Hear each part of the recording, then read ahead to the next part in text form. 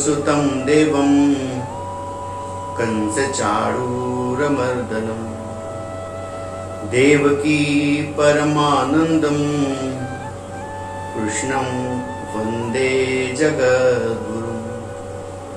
सर्वोपनिषदो गावो दुग्धा गोपालनन्दनः पार्थो वत्स सुधीर्भोक्तः दुग्धं गीतामृतं महत्। बोलिए कृष्ण कन्हैया लाल की जय। अकारण करण करुणावतार भक्तवांछा कल्पतरु पीताम्बरधारी श्री श्याम सुंदर, जिनकी असीम कृपा से आप और हम बड़े ही पवित्र भाव में बैठकर आज श्रीमद् भगवत गीता के प्रथम अध्याय का 40वें श्लोक का चिंतन मनन एवं निधिध्यासन करने जा रहे हैं।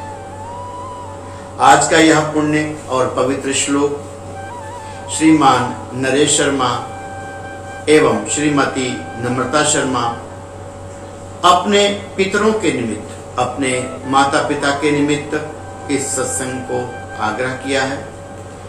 श्रीमद् भगवत गीता के श्लोक के श्रवण मात्र से जिस जिस लोक में जो देवता हैं, जो पितर हैं, उनको शांति मिलती है, तृप्ति मिलती है, कालांतर में उनकी ऊर्ध्वगति होती है और उनका जीवन भी समर जाता है।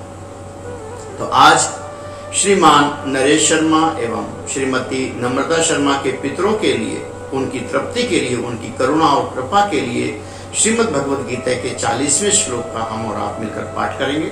एक बार हम उच्चारण करें और एक बार आप जहां कहीं भी बैठे हों वहां पर आपको उच्चारण करना है। आइए एक बार हम बोलते हैं, एक बार आप बोलते हैं।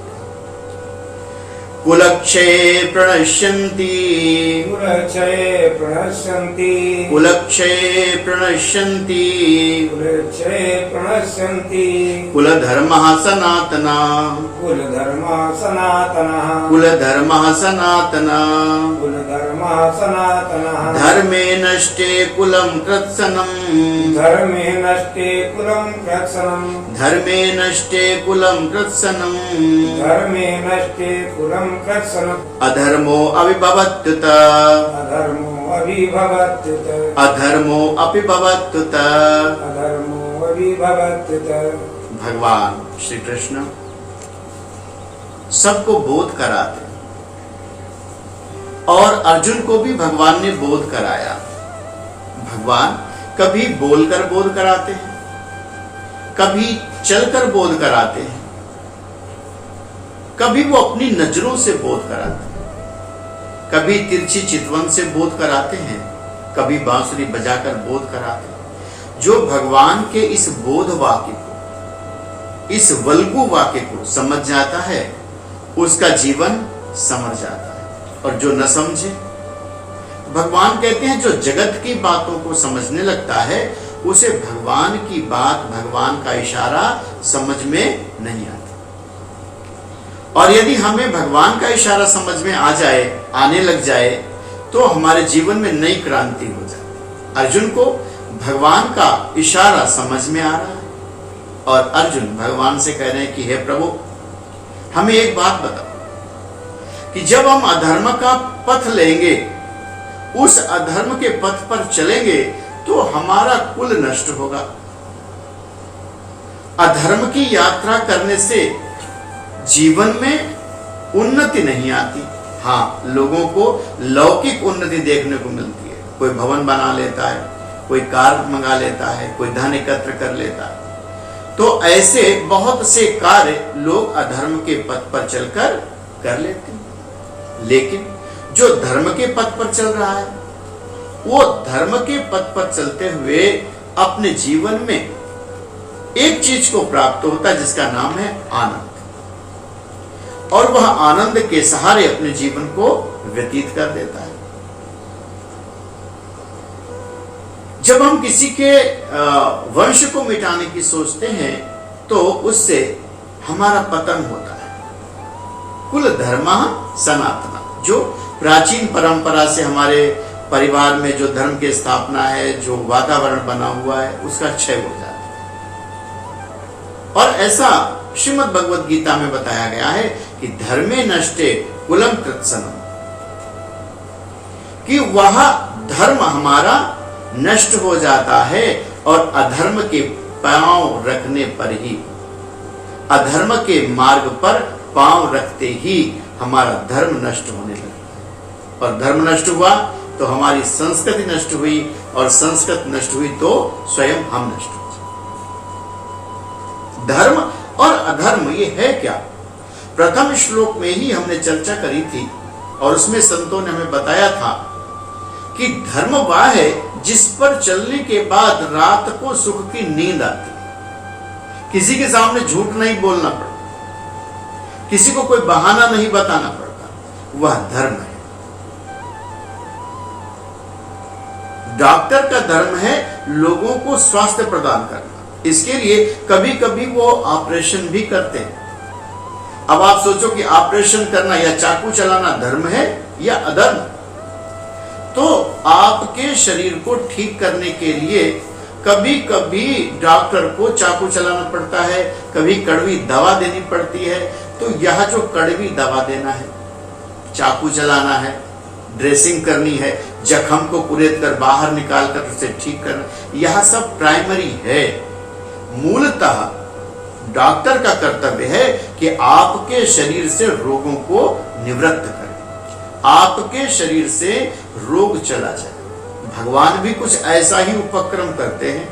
भगवान कहते हैं कि जीव जब कहता है कि मैंने किया मैंने किया मैंने किया, तो भगवान कहते हैं अहंकार विमूढ़ात्मा कर्ता मिति मन्यते, तुम सोचते हो कि मैं कर रहा हूं। भगवान कहते हैं नहीं, तुम नहीं कर रहे, वो तो मैं करता हूं।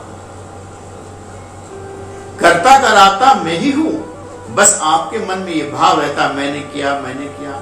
आप केवल संकल्प करने के अधिकारी हो और कर्म करने के अधिकारी हो। मन में कोई इच्छा उठी और जैसे इच्छा उठी तो वो कर्म करने का विचार बना लिया, और कर्म करते करते बहुत चले बहुत चले बहुत चले, भाग्य ने साथ नहीं दिया और इष्ट का अनुग्रह नहीं हुआ, तो वो कार्य कदापि सिद्ध नहीं हुआ।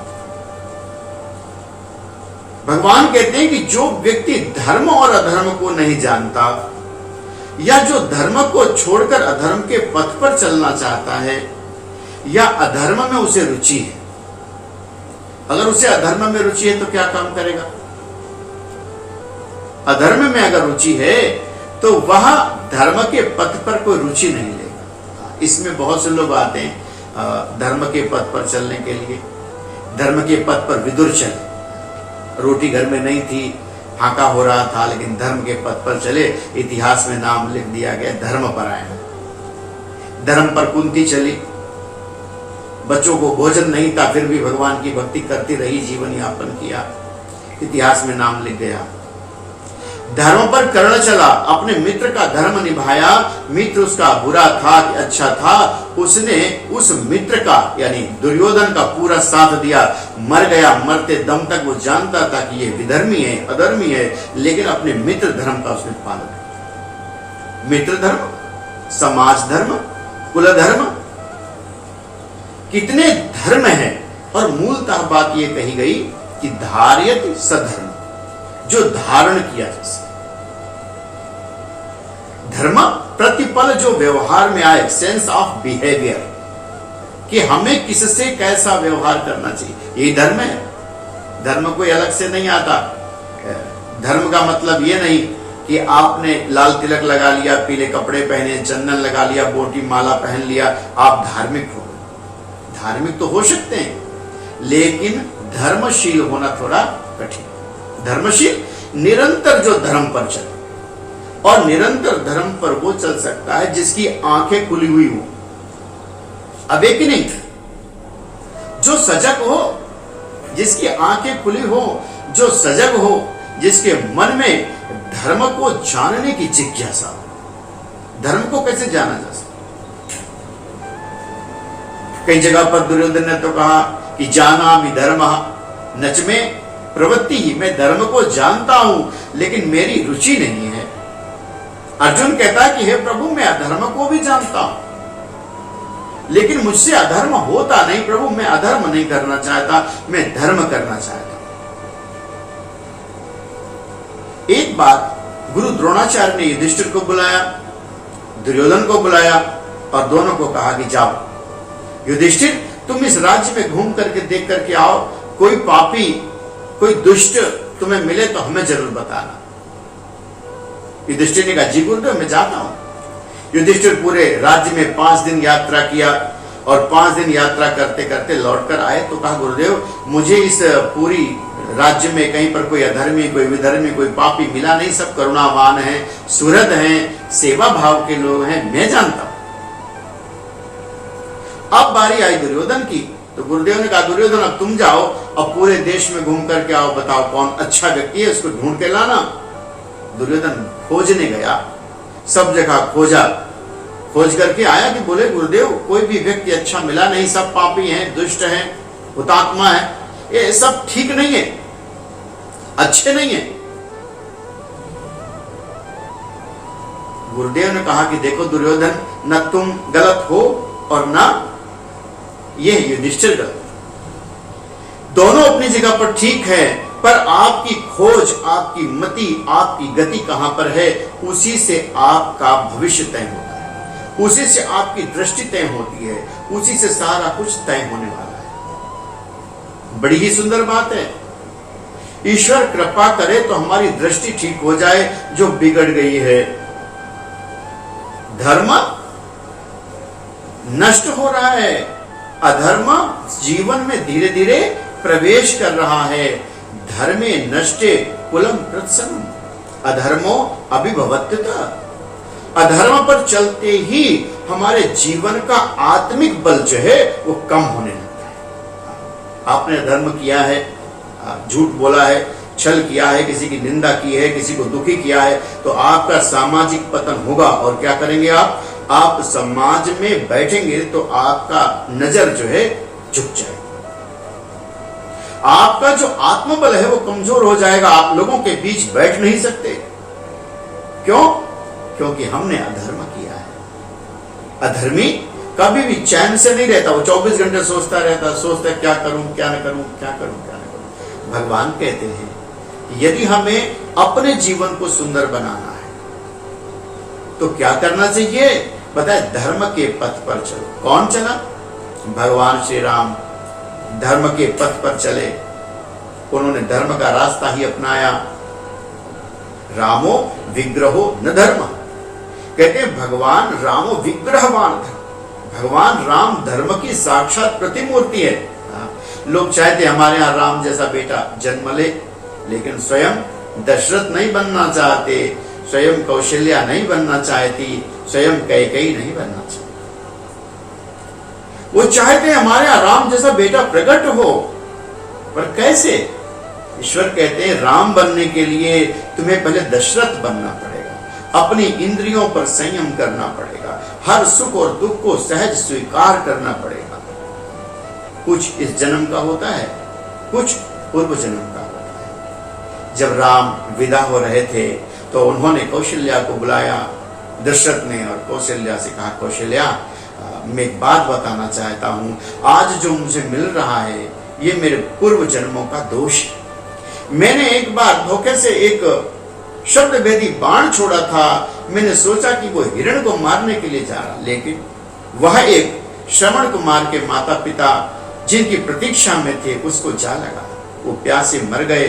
और मरते मरते उन्होंने कहा था कि जैसे मैं अपने पुत्र के वियोग में प्राण त्याग रहा हूं, ठीक इसी तरह तुम भी अपने पुत्र के वियोग में प्राण को त्यागोगे, विरह में जलोगे, मरोगे। राजा दशरथ व्याकुल है वो बात बताने के लिए, दुखी है। जब राजा दशरथ अपने कर्मफल से न बचे, भगवान राम अपने कर्मफल से ना बचे। नारद जी के साथ जा रहे थे ना, और नारद जी को बंदर का मुख दे दिया और वो विश्व मोहिनी भगवान नारायण ले गए। तो नारद जी ने श्राप दिया, कहा कि तुम अगले जन्म में नारी विरह से दुखी रहोगे। कौन? नारायण। और वो नारायण को वो श्राप यानी कर्म का फल लेने के लिए आगे जन्म में आना पड़ा। भगवान ने कहा कि मैं तो श्राप के कारण जा रहा हूं, लेकिन और भी कुछ काम करूंगा ना। तो विप्रदेनु सुर संतहित लीन मनुज अवतार, उन्होंने इन 4 लोगों के कारण जन्म लिया और लोग क्या करते हैं, विप्र पर ही प्रहार करते हैं। कल एक साधक के साथ चर्चा चल रही थी और वो कह रहे थे कि विप्र और ब्राह्मण में भेद क्या है। विप्र जन्म लेते ही, जैसे कोई अग्रवाल परिवार में जन्म लिया तो वो अग्रवाल, किसी ने सिंह परिवार क्षत्रिय परिवार में वो क्षत्रिय, तो वो जन्म से क्षत्रिय, जन्म से अग्रवाल वैश्य, ऐसे ही जन्म से विप्र, विप्र जन्म से होते हैं, उनके अंदर विप्र होता है, विप्र का स्वभाव। और अगर वो अपने कर्मों का पतन कर ले, कोई विप्र है, वह जगत निंदा में चला जाए, मदिरा पान करने लगे, जुआ खेलने लगे, तो वह विप्र से कदाचित नीचे असुर योनि में चला जाता है। मनुष्य को यह पता है कि हम नीचे जा सकते हैं, स्वर्ग नरक अपवर्ग निसैनी, इसी शरीर से नीचे जा सकते हैं, और बहुत प्रयास करेंगे तो थोड़ा बहुत ऊपर उठ जाए। जब मनुष्य को कुछ करना होता है तो वह नीचे से ऊपर जाता है, मनुष्य बने, फिर और देवता बने, फिर और परमात्मा का स्वरूप अंश बन जाए। लेकिन भगवान जब कृपा करते हैं तो भगवान क्या करते हैं, नीचे की ओर गति करते हैं, वैकुंठ, वैकुंठ से फिर ब्रह्मलोक, शिवलोक, फिर धरती पे आते हैं। तो फिर किसकी कृपा करिए, किसके ऊपर कृपा किया, देवताओं पर। ये सब आए, प्रार्थना किया, जय जय सूर्यनायक जन सुखदायक प्रणत पाल भगवन, आए हो प्रभु तो हमारा कल्याण करो। भगवान ने कहा हाँ देवताओं तुम्हारा भी उद्धार। बोले और नीचे चले, बोले हाँ, तो भगवान और नीचे गए। मनुष्यों पर राजा दशरथ पर कृपा किया, ऋषियों पर वशिष्ठ विश्वामित्र को कृपा किया, राजाओं पर राजा जनक के ऊपर कृपा किया, फिर थोड़ा और भगवान नीचे, थोड़ा और निषाद के पास पहुंचे, नीचे जाती है थोड़ी, वनवासियों के पास गए, शबरी के पास गए, गले से लगाया, भगवान और नीचे जा रहे हैं। इसके बाद भगवान पशुओं के पास गए, बंदर, रीछ, भालू और नीचे गए उनको प्रेम देने के लिए। उसके बाद भगवान पिशाचों के पास, राक्षसों के पास, उनमें से भगवान ने भी एक डायमंड निकाला।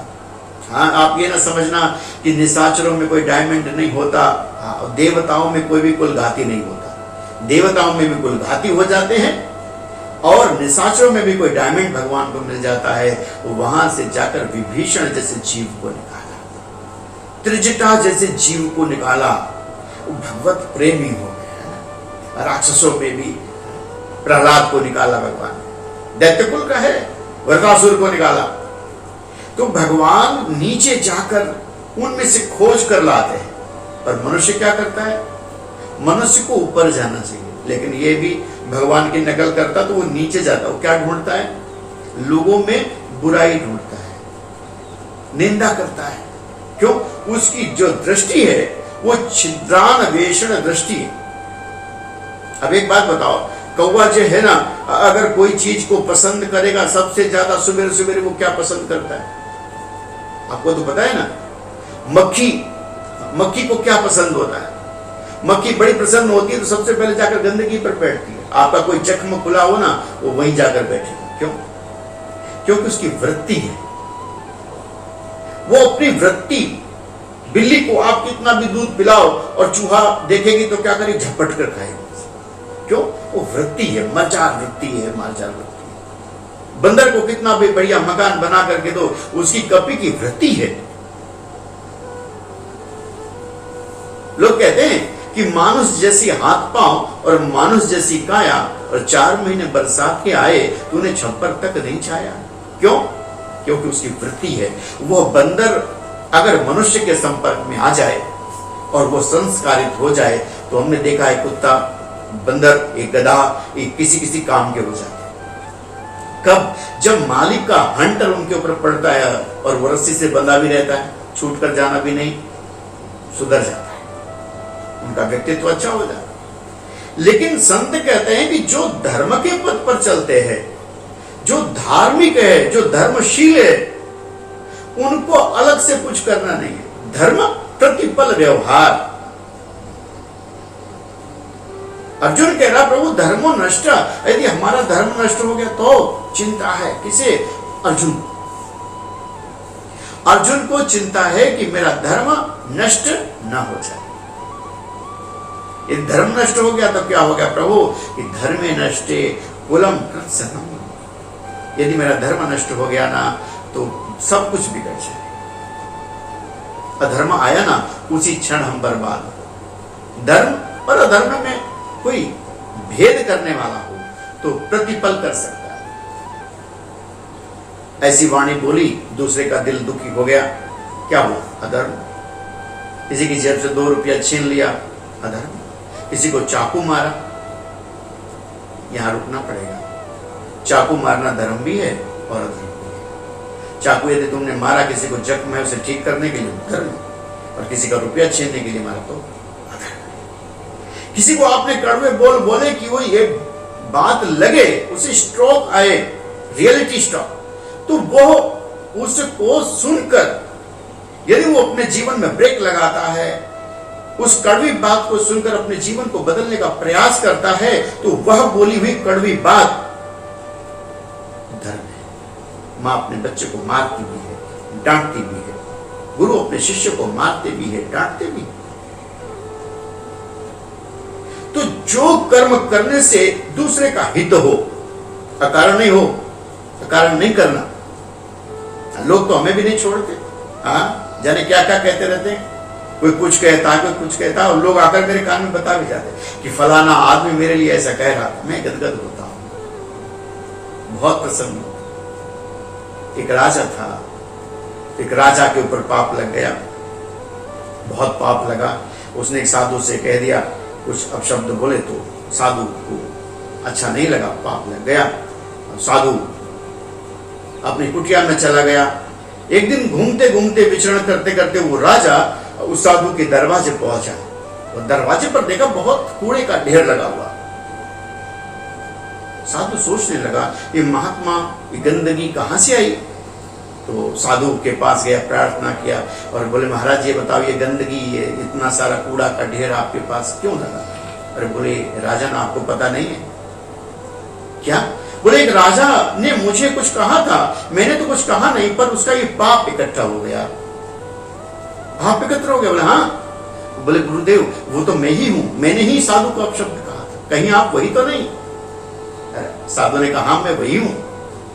बोले, मैंने तुम्हें कुछ अपशब्द कहे थे? बोले हाँ, ये तुम्हारे पाप का ढेर है। तो बोले, इसे क्या करना होगा? बोले, बेटा इसे तुम्हें 7 जन्म तक ढोना होगा और यह गंदगी तुम्हारा पीछा, ये पाप तुम्हारा पीछा नहीं छोड़ेंगे। राजा ने कहा, फिर मैं क्या करूं? साधु ने कहा, यदि कोई तुम्हारी निंदा करे तो यह तुम्हारा पाप बोझ, यह कूड़ा, यह गंदगी थोड़ी कम पड़ जाए। राजा ने, मैं ऐसा क्या काम करूं? बोले, कुछ भी काम कर तू, तेरी निंदा होनी चाहिए।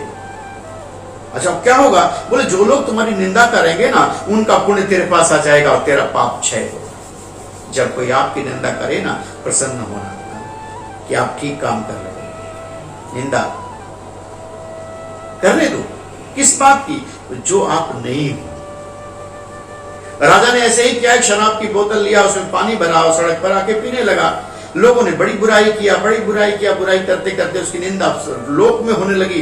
तो फिर 2-4 महीने के बाद वो साधु के पास गया तो क्या देखता है कि वो गंदगी का ढेर कम हो गया। राजा ने कहा, बेटा, साधु ने कहा कि बेटा, जब तुम्हारी कोई निंदा करे ना, तुम और अच्छे काम करें, सतपथ पर चलते रहना।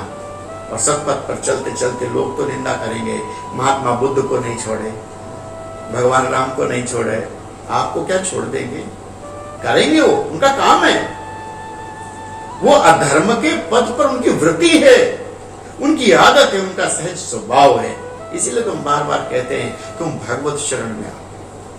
आप भगवत शरण में आओगे ना तो पहली घटना आपका स्वभाव ही सुधर जाएगा, आपका मन अच्छा हो जाएगा। युधिष्ठिर को सारी दुनिया अच्छी लगती है, दुर्योधन को सारी दुनिया बुरी लगती है, ऐसे सारी दुनिया में लोग भरे पड़े हैं। क्या करोगे? जब आ जाए ना थक कर दुनिया से, उनकी भी सहायता कर देना, उनको भी थोड़ा सुकून मिल जाए, ऐसा कुछ काम कर देना, वो भी दुखी ना रहे। और इतनी बढ़िया प्रार्थना कराते हमारे शर्मा जी, श्रीमती रेखा श्रीवास्तव जी, कि सुखी बसे संसार सब और दुखिया रहे न कोई, यह अभिलाषा है प्रभु मेरी पूर्ण हो। सुखी रहे। तू मेरे को गाली देकर सुखी है, गाली देकर के सुखी रहो। आपका कल्याण हो, मस्त रहे जीवन में, जो चाहते हैं वो प्राप्त हो। ईश्वर आपको उनसे भी 1000 गुना दे। मुझे याद पड़ता है भगवान शिव का एक भक्त था। तो भगवान शिव का जो भक्त था वो महादेव को अपनी भैंस खोजने के लिए रोज गालियां देता था, लाठी मारता था। महाराज महादेव तो उससे भी प्रसन्न हो गए। आपको जो धर्म के पथ पर ना चले, अधर्म के पथ पर चलो। अधर्म के पथ पर अच्छा ना लगे, धर्म के पथ पर चले। लेकिन भगवान कहते हैं अपनी सजगता बनाए रहो। हमारी सजगता बनी रहे, मैं क्या हूं, कब हूं, क्या कर रहा हूं, धर्म है या अधर्म।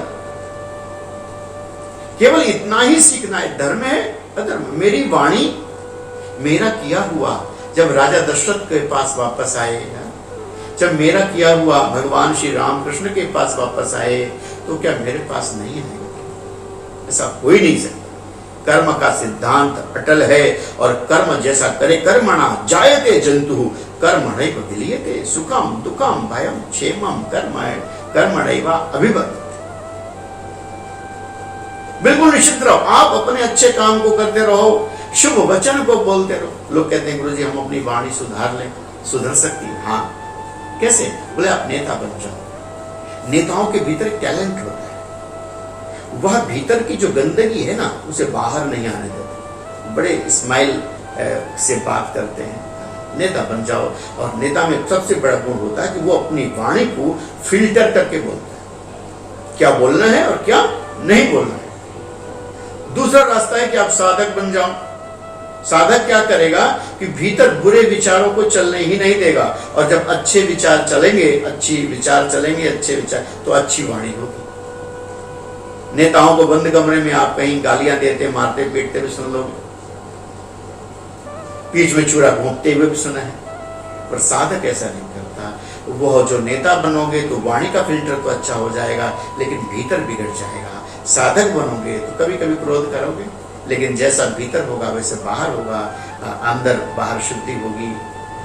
बस ये 2-3 काम करने हैं। अर्जुन कहते हैं कि मुझे धर्म पर चलना है प्रभु, अधर्म पर चलते ही मेरा पतन हो जाए। क्या करें? बोले प्रभु क्या करूं, आप बताओ ना। तो भगवान ने कई जगह पर कहा कि प्रभु सम मैं देखा हूं जगत गोस्वामी तुलसीदास, पर कहीं से न करम विरोध। ये सब अपने ही तो है।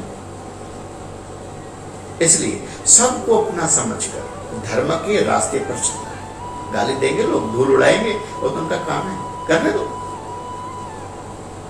आपको पता है आपकी चोटी कब खींची जाती है? जब आप कुछ हो जाते हैं। आप बताओ, रिक्शे वाले की भी कोई बुराई करता है क्या? किसान अपने खेत में काम करता है, उसकी भी कोई बुराई करता है? जब कुछ आप करोगे, जब कुछ अच्छा बन जाओ, तभी तो लोग कहेंगे। धर्म के पथ पर चलते रहना। धर्म के पथ पर कांटा बहुत है, बहुत सहना पड़ेगा। सूर सती को सहज है, घड़ी भरे को काम, और साधक बनना कठिन है, जीवन भर संग्राम। सूर यानी वीर, गया, मार दिया गया। सती अग्नि में गई, जल गई। लेकिन साधक, उसे तो जीवन भर सहना है। वृक्ष की तरह, नदी की तरह, और सहकर उपवन की तरह, सुगंध, शीतल जल, शीतल वायु, फल, ये सब देना ही देना है महाराज। जिस दिन आप देना सीख लोगे ना, उसी दिन आपका जीवन आनंद में आ जाएगा। आज के लिए नम्रता शर्मा जी, हमारे परिवार के स्वजन नरेश शर्मा जी, आप सबको बहुत बहुत शुभकामनाएं। आपके पितृ जहाँ हो वो आपके ऊपर कृपा करें, आप सुखी रहो। बस नारायण से ही प्रार्थना है। और पितृपक्ष जब आए तो उनको थोड़ा तर्पण करना, ब्राह्मण को 2 बुलाकर भोजन कराना, पितृ और तृप्त हो जाएंगे, बड़ा अच्छा भाव रहेगा। आपका स्वास्थ्य ठीक रहे, आप दोनों लोग आनंदित रहो, परिवार के सब जन प्रसन्न रहें। बहुत बहुत शुभकामनाएं। आज के लिए इतना ही। राधे राधे।